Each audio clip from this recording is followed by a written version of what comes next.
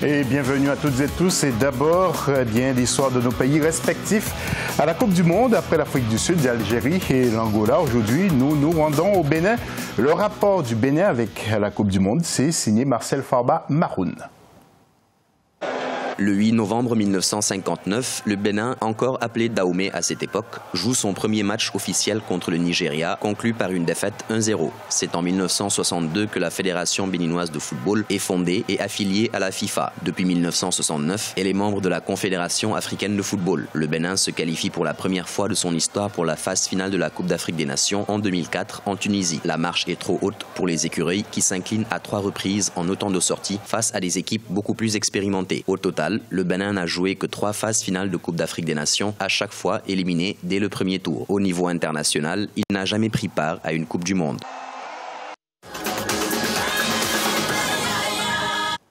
Et retour sur toutes les rencontres qui se sont jouées samedi 16 juin, en groupe C tout d'abord. Et en images, la France a battu difficilement l'Australie 2-1. Un but pour chaque équipe sur pénalty. Et le deuxième but français fut l'œuvre de Paul Pogba. Toujours en groupe C, le Danemark, avec un excellent gardien, Kasper Schmeichel, a bien résisté pour battre l'excellente équipe du Pérou 1-0 grâce à Youssouf Poulsen, le Pérou qui a raté un pénalty. Nous enchaînons avec un groupe D, l'Argentine qui a souffert devant l'Islande, un but partout, et Messi qui a raté un pénalty précieux qui pourrait coûter cher plus tard. Et puis toujours dans le même groupe, la Croatie a battu le Nigeria 2-0, le Nigeria qui n'a pas encore retrouvé sa vitesse de croisière malgré un Victor Moses très actif mais qui était aussi surveillé. Nous allons maintenant voir les tableaux. Tout d'abord, en groupe C. Alors, la France et le Danemark sont ex-aequo à la première place avec 3 points. Pérou est 3e et 4e, le Danemark. Et puis en groupe D, regardez, avec l'équipe de Croatie qui est seule en tête devant l'Argentine et l'Islande. Et Nigeria est à la 4e place avec 0 points.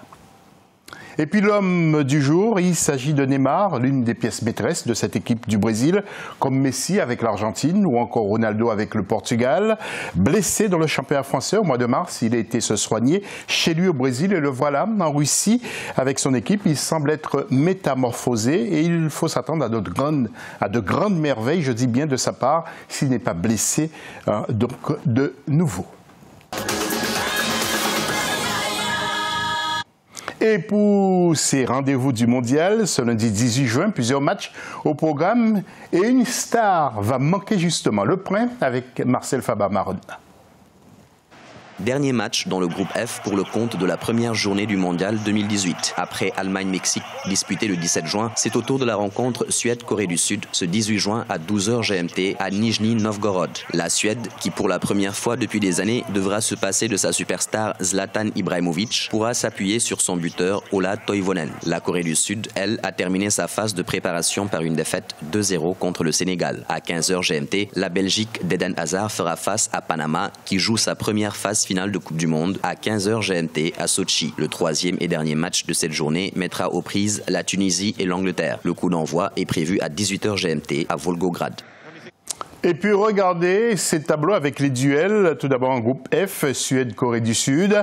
La Suède, les bleus et jaunes, possèdent 12 participations en Coupe du Monde. Ce n'est pas rien.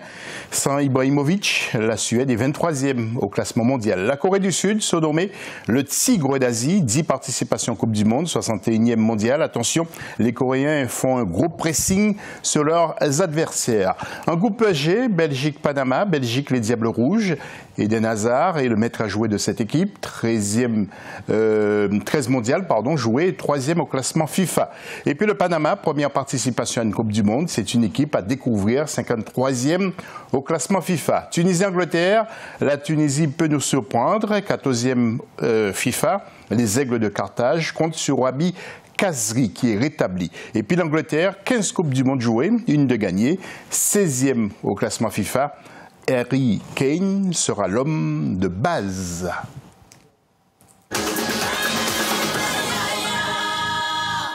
Et puis avant de passer au pronostic, donc de nombreux téléspectateurs eh bien, vont sur notre plateforme pour voter chaque jour. Alors pour Nigeria-Croatie, 60% des internautes interrogés avaient donc misé donc sur une victoire en faveur du Nigeria. Et 22% des internautes avaient misé sur une victoire de la Croatie. Pour France-Australie, Sonia et Dylan avaient pronostiqué la victoire de la France et Liman Badian avait misé sur une victoire de l'Australie. Enfin, Pérou-Danemark, 2 téléspectateurs avaient vu une victoire du Pérou. Et puis pour terminer vraiment, Argentine-Islande, Jonathan Mokuaya a pensé que l'Argentine aurait gagné avec un quintuplé de Messi.